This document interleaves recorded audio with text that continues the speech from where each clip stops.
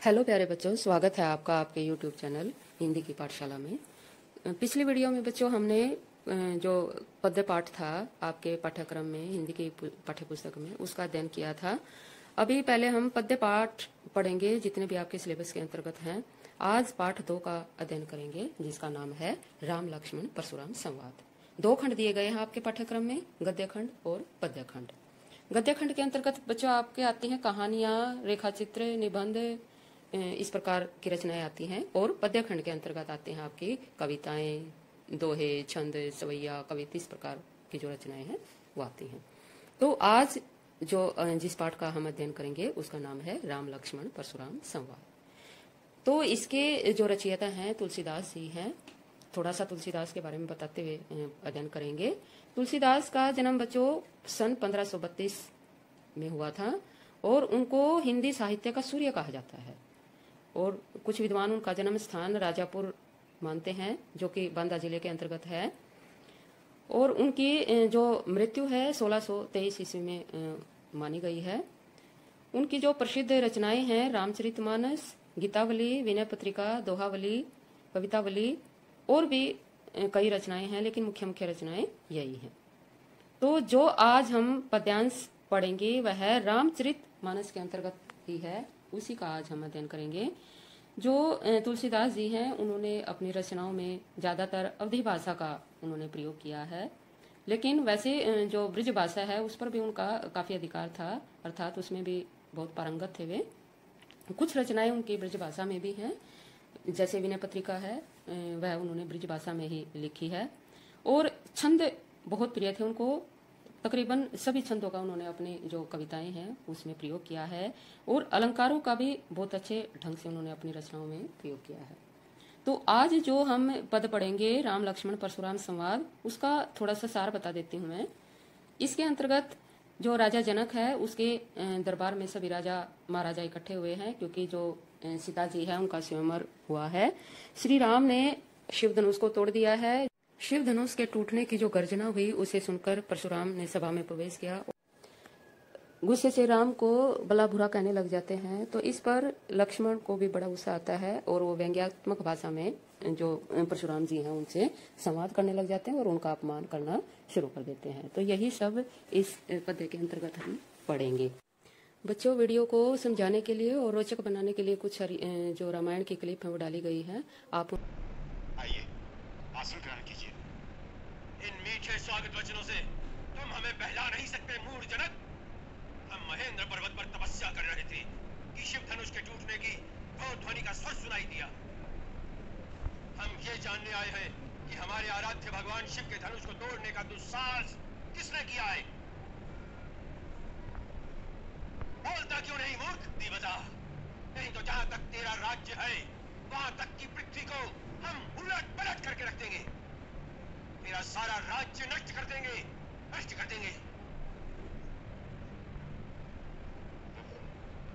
शिव के धनुष को तोड़ दे, ऐसा साहस तो कोई आपका दास ही कर सकता है। उसके लिए क्या आज्ञा है आप मुझसे कहिए।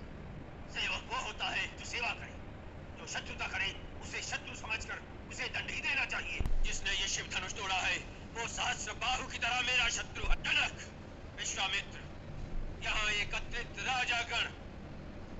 राम के क्रोध को शांत करने के लिए श्री राम बहुत ही विनम्र वाणी है उसमें कहते हैं, नाथ शंभु धनु भंज निहारा, होई केहू एक दास तुम्हारा। कहते हैं, नाथ हे स्वामी, शंभु धनु का अर्थ होता है शिव का धनुष, भंज निहारा तोड़ा है, होई होगा, केहू कोई, एक दास तुम्हारा आपका। कि हे स्वामी, जिसने शंभु धनुष शिव धनुष को तोड़ा है वह कोई एक तुम्हारा ही दास होगा। आयेशु काह कहिए इन मोही, सुनी रिसाई बोले मुनि को ही। आयेशु का मतलब होता है आज्ञा देना। काह कहिए अर्थात भाव यह है कि श्री राम कहते हैं, हे स्वामी, आप जैसे बलशाली व्यक्ति का ही कोई ऐसा सेवक हो सकता है जो शिव धनुष को तोड़ सकता है। तो इस पर परशुराम कहने लगे, सेवकू सो जो करे सेवकाई, अरि करनी करी करिया लड़ाई। कि सेवकू सो, सेवक वही होता है जो करई सेवकाई, जो सेवा का कार्य करता है, जो सेवा करता है। अरि करनी का मतलब होता है अरि अर्थात शत्रु, करनी कर्म कार्य, अर्थात शत्रुता का जो कार्य है वही करते हैं। करिय लड़ाई, जो लड़ाई करते हैं। भाव क्या है कि सेवक वही होता है जो सेवकाई करता है, अर्थात सेवा का कार्य करता है, और शत्रुता का कार्य तो लड़ाई करने के लिए ही किया जाता है। सुनहु राम जेहि शिव धनु तोरा, सहस्र बाहु समसो रिपु मोरा। तो अब राम को संबोधित करते हुए परशुराम जी कहते हैं कि हे राम सुनो, जेहि शिव धनुष तोड़ा, जिसने भी इस शिव धनुष को तोड़ा है, सहस्र बाहु सम, कि वह सहस्र बाहु के समान, सो रिपु मोरा, वह रिपु का मतलब होता है दुश्मन, मोरा का मतलब होता है मेरा, वह सहस्र बाहु के समान मेरा दुश्मन है। भाव क्या है कि हे राम सुनो, जिसने इस शिव धनुष को तोड़ा है वह सहस्र बाहु के समान मेरा शत्रु है। यहाँ सहस्त्र बाहु के विषय में थोड़ा सा बता देती हूँ बच्चों। सहस्त्र बाहु कीर्तवीर्य सहस्त्र बाहु नाम का यह राजा था, जो कि बहुत ही पराक्रमी था। एक दिन शिकार खेलने के लिए जो परशुराम है उसके पिताजी का एक आश्रम था, वहां पर वह शिकार खेलने के लिए आ गया।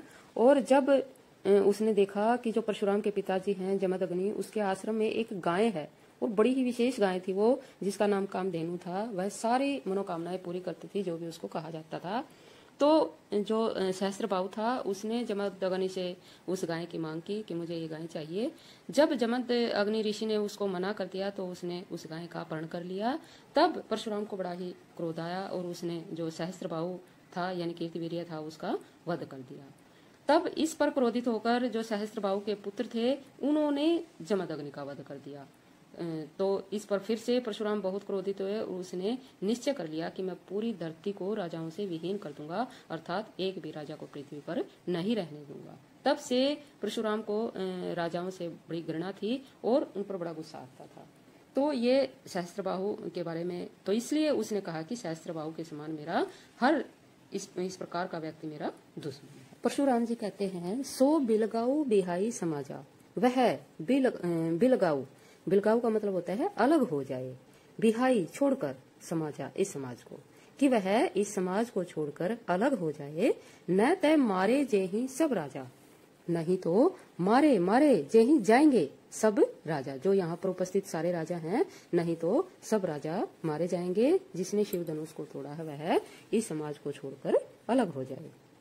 सुनी मुनि बचन लखन मुस्काने, बोले परसु दर ही अवमाने। सुनी मुनि बचन, मुनि के इस प्रकार के वचनों को सुनकर लखन मुस्काने, लक्ष्मण मुस्कुराने लगे। बोले परसु दर ही अवमाने, और बोलने लगे परशु दर ही। यहाँ पर जो परशुराम है बच्चों उसके कई पर्यायवाची शब्द आएंगे, अर्थात कई नाम आएंगे इन पद्यांशों के अंतर्गत। आप ध्यान दें उनमें और उनको रेखांकित करते रहें। जो भी नए नए जो परशुराम जी के नाम आएंगे उनको रेखांकित कर लें। परशुदर ही अवमाने, परशुदर ही यहाँ पर परशु को धारण करने वाला, अर्थात कुल्हाड़े या फरसे को धारण करने वाला। भाव यह है कि परशुराम अवमाने, अवमाने का मतलब है अपमान भरे शब्द बोलने लगे। कौन? लक्ष्मण। मुनि के वचन सुनकर लक्ष्मण मुस्काने, लक्ष्मण मुस्कुरा कर परशुधर ही अवमाने बोले, अर्थात परशुराम को अपमान भरे शब्द बोलने लगे। बहु दनुही तोरी लरिकाई, बहु का मतलब होता है बहुत सारी, दनुही, दनुही होता है दनुहिया, अर्थात जो छोटे छोटे बच्चे खेलते हैं जो लकड़ी की धनुष बना करके, उसको दनुही बोला जाता है। तोरी तोड़ना, लरिकाई लड़कपन में, बचपन में, बचपन में हमने क्या करा, बहुत दनुही तोड़ी, बहुत सारी दनुहिया इस प्रकार की हमने तोड़ी हैं। कबहू, कबहू का मतलब होता है कभी, न असी ऐसे, रिस्किन ही गोसाई। यहाँ पर फिर से जो परशुराम जी हैं उनका पर्यायवाची शब्द आया है गोसाई, ये भी उन्हीं का नाम है एक, कि कभी भी ऐसे रिस क्रोध किन्हीं, न किन्हीं, आपने कभी भी ऐसे क्रोध नहीं किया। हमने भाव यह है कि हमने बचपन में बहुत सारी ऐसी जो छोटी छोटी धनुइयां हैं वे तोड़ी हैं, लेकिन ऐसे तो आपने कभी हम पर क्रोध नहीं किया, जो अब आप इस धनुष के तोड़ने पर इतना गुस्सा कर रहे हैं।